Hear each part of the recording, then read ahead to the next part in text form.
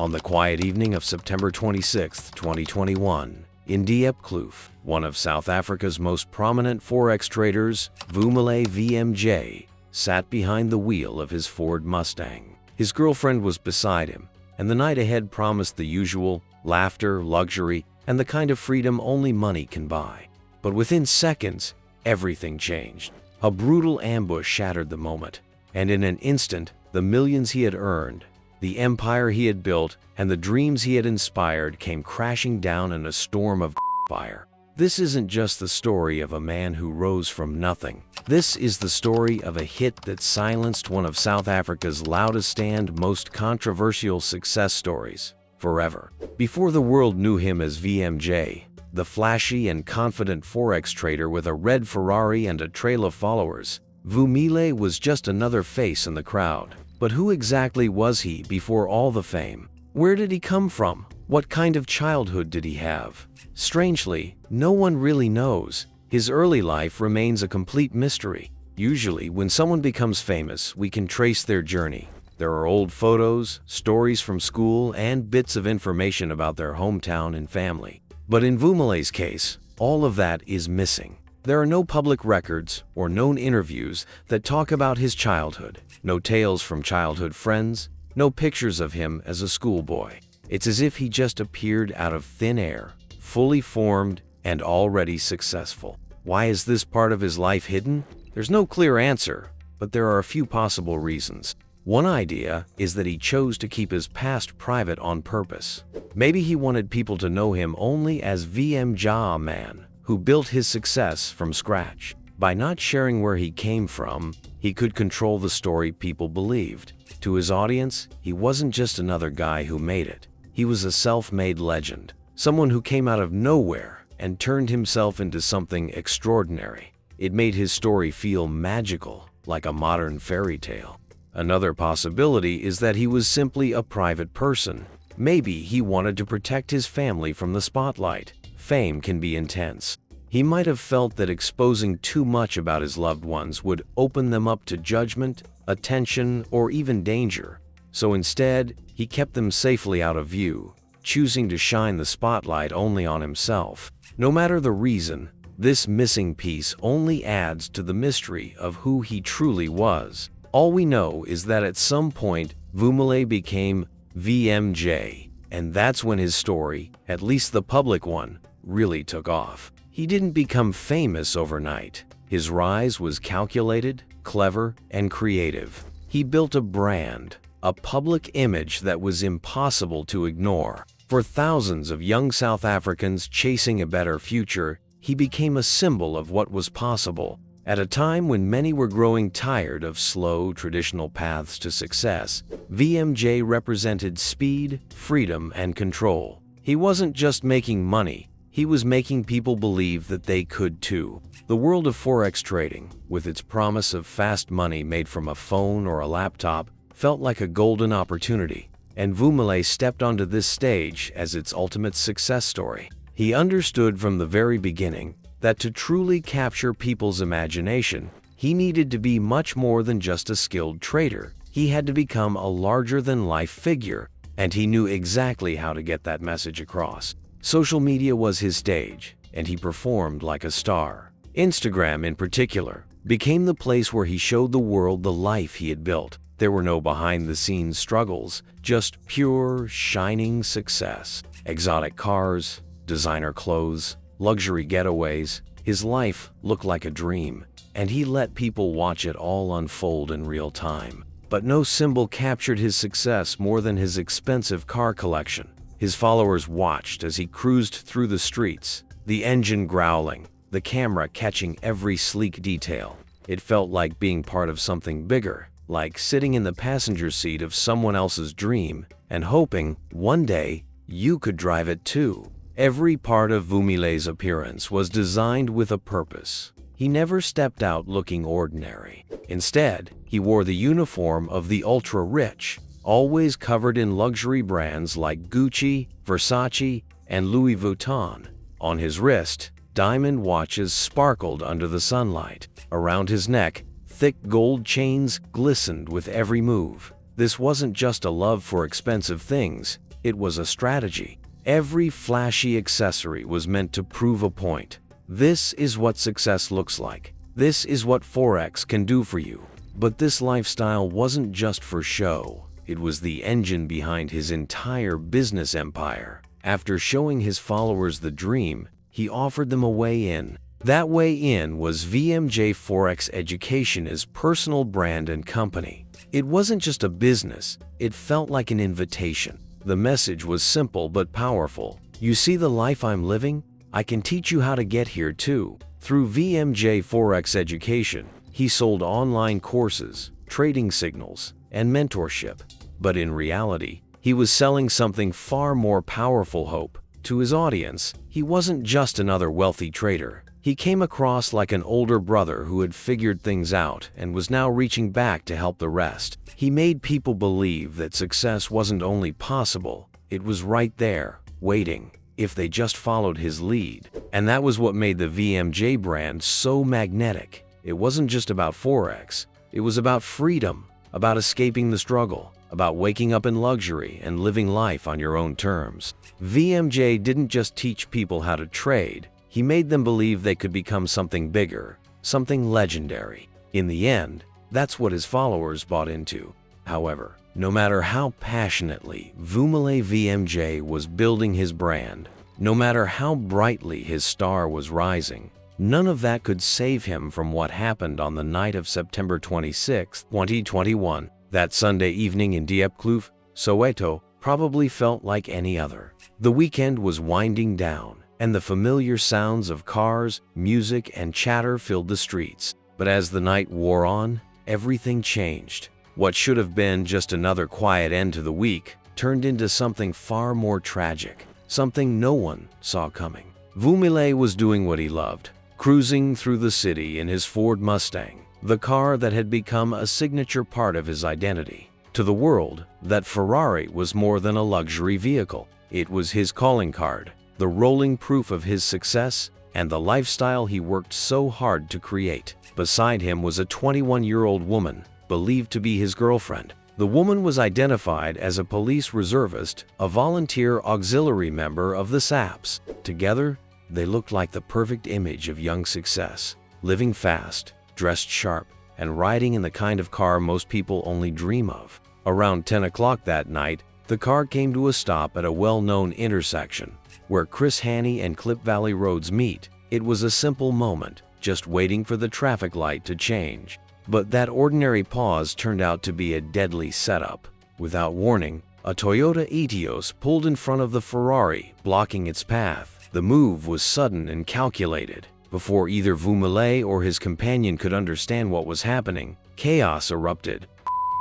Rang out loud, sharp, and terrifying. Bullets tore through the car, smashing windows and punching through metal. The attack was fast, vicious, and left no chance to escape. In just a few moments, everything fell silent again, but the damage had been done. The attackers sped off, disappearing into the night just as quickly as they had come. And there, at the intersection, was the shattered car, its once gleaming body full of bullet holes. Inside, Vumile and his companion had both lost their lives. Just like that, the story of VMJ, the bold, confident trader who had inspired so many, was over. People who had been around the intersection rushed toward the scene, some shocked into stillness, others trying desperately to help. Some people tried to open the doors, calling out to see if there was any sign of life. Others took out their phones, dialing for help, their voices trembling as they spoke to emergency services. But it was already too late.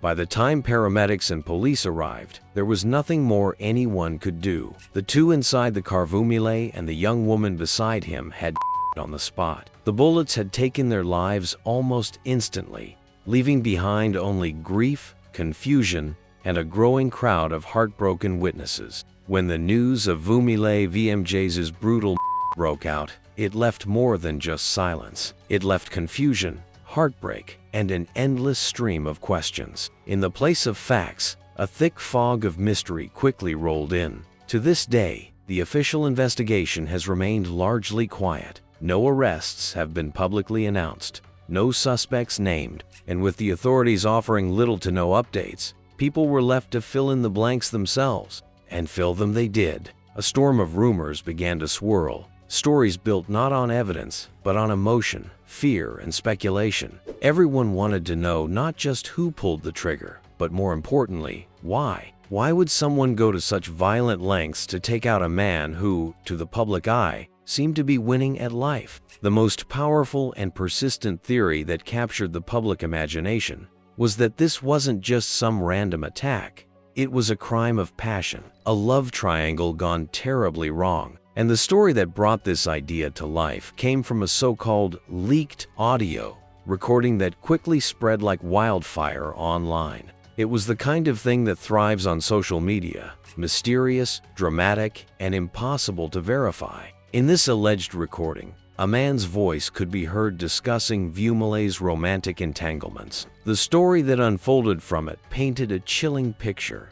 Vumile had supposedly been involved with a young woman who had previously been in a serious relationship with someone else. According to this version of events, the man had been in a long-term relationship with the woman, possibly even financially supporting her or planning a future together. But then came VMJ. Charismatic, rich, and unapologetically flashy. He wasn't just any new man, he was someone who flaunted his success, drove a Ferrari through the streets of Soweto, and shared every detail of his luxurious life online. And now, he was with her. To the ex-lover, this wasn't just betrayal, it was humiliation. And in some circles, humiliation doesn't go unanswered. In this theory, Vumile's wasn't just about a broken heart. It was about a wounded ego, a deadly mix of jealousy and revenge. This story struck a chord with many. Maybe because it felt like something straight out of a movie, or maybe because it simply made sense. It offered a motive that matched the larger-than-life persona VMJ had built for himself. A dramatic life. A dramatic end. But that wasn't the only theory. Some people pointed the finger in a completely different direction toward his own business, VMJ Forex education. While many saw Vumile as a mentor and inspiration, others saw him as a scammer in disguise. His brand was built on dreams. He sold people the idea that they could escape poverty, that they too could drive luxury cars and wear designer clothes if they just followed his blueprint. But in the world of Forex trading, where wins are rare and losses are common, not everyone walks away happy. There were whispers that some clients had invested their life savings based on Vumile's promise of quick success, only to lose it all. Could one of those disillusioned students, fueled by rage and regret, have decided to take justice into their own hands? In a space where fortunes can vanish overnight, anger can quickly turn to blame. And blame, in the most extreme cases, can turn deadly. Over the past decade, South Africa has seen a dramatic rise in young, flashy online Forex traders who promise financial freedom through their proven strategies and mentorships. These traders don't just sell courses, they sell dreams. Dreams of escaping poverty, quitting your job, buying a BMW before 25, and living a soft life in Cape Town or Dubai. And Vumile VMJ was right at the heart of it. With his expensive Ford Mustang, designer clothes, and social media filled with motivational quotes and trading screenshots, VMJ wasn't just a trader, he was a brand. To many of his followers, he wasn't teaching Forex, he was showing them how to escape the system. They called him a brother, a king, even a savior. He had fans, not clients.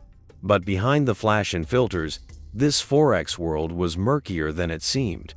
Forex trading is legal, but the problem lies in who's doing the teaching. Many online Forex mentors have no verified trading records, no licenses, and offer no guarantees. Yet they charge R$3,000 to R$20,000 for mentorship packages and signals. Some claim they can flip R$1,000 into R$10,000 in days, but conveniently go silent when followers lose money. VMJ, to his credit, had a massive following and reportedly did trade successfully. But his rise occurred during a time when the line between legitimate trader and online scammer was almost invisible. The South African Financial Sector Conduct Authority (FSCA) has regularly warned the public about fake Forex mentors and pyramid-style trading groups. Several arrests have been made in recent years, but most operate unchecked, hiding behind Instagram handles and Telegram groups. VMJ's followers weren't just clients, they were devoted. Many looked up to him more than they trusted banks or financial advisors. Some students allegedly handed him money to trade on their behalf, something that is often illegal without a proper license. And this is where the danger lies. When someone loses their life savings in what they believe is a legitimate Forex investment and the mentor shrugs it off or disappears, anger builds. Some followers feel betrayed. Some seek revenge. That's why critics of VMJ and the entire Forex mentor movement believe that this wasn't just a random crime. It could have been the boiling point of a financial betrayal. Another theory that many have whispered about points directly at Vumile's flamboyant lifestyle.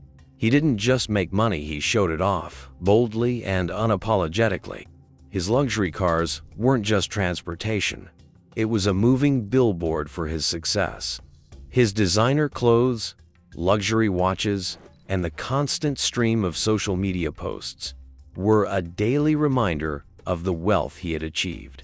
But in a country like South Africa, where economic inequality runs deep, that kind of display can be dangerous. To some, he was an inspiration.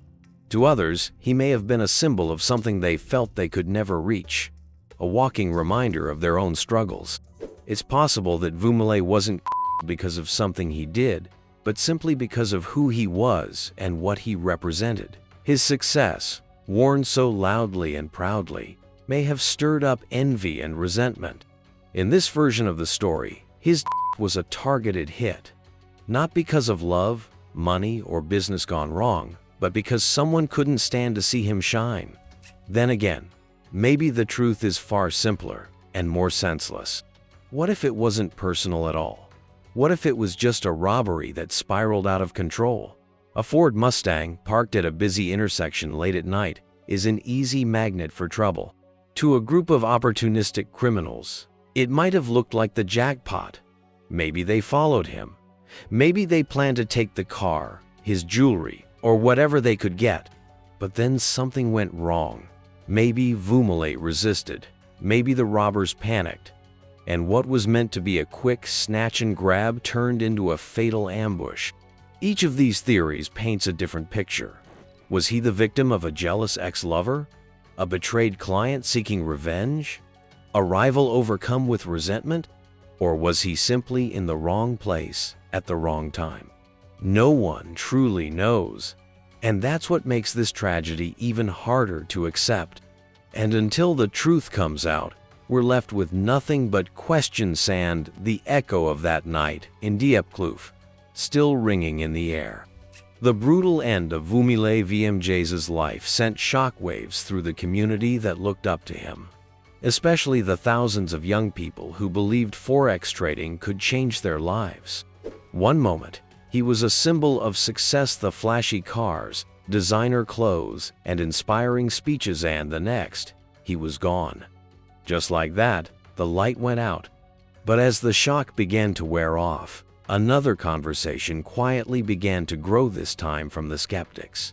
These were the people who had always questioned the flashy image VMJ and other online traders promoted.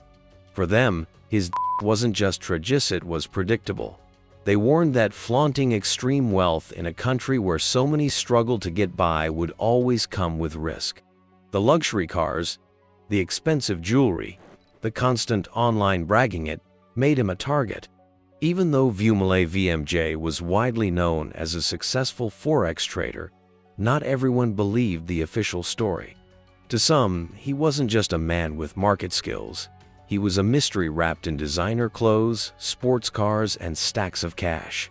His lifestyle was loud, bold, and impossibly fast. Whispers began to follow him. Some believed Forex was just a cover, a polished front for something darker. Because in a country where quick riches often come with blood on the money, Not every millionaire is made in daylight, and as history has shown, when you play in those murky waters, the tide always comes back. Just ask Wandel Bozwana. Bozwana was a wealthy businessman with deep pockets and political connections. But beneath the surface, he was accused of corruption, bribery, and dirty deals with government officials. In 2015, while driving through Pretoria in broad daylight, Bozwana was gunned down in a targeted hit. Over 20 bullets riddled his car. The didn't want to rob him. They wanted him gone. Permanently. He had become too strong, too powerful, and perhaps too much of a threat to the wrong people. Then there was Sam Mashengu Chabalala, another millionaire who made headlines for his fleet of luxury cars and massive convoy at the Durban July. He claimed to have made his wealth through logistics, but investigations suggested otherwise. Fraud, corruption, and immigration violations soon swirled around his name. In 2023, after years of dodging jail time, Sam was declared under suspicious circumstances. Some believe it was suicide. Others say it was a silencing. Vumile's story isn't identical, but the patterns echo. Flashy lifestyle, rapid wealth, an empire with cracks nobody wanted to talk about. Maybe Forex was real. Maybe he truly mastered the markets. Or maybe his biggest gamble wasn't in trading. In South Africa, if your money source is dirty, you are walking on a ticking time bomb. And if VMJ had stepped on the wrong toes, his death might not have been about jealousy or even robbery. It could have been a warning. A brutal final reminder that in this country, the higher you rise on unclean money, the quicker they cut you down.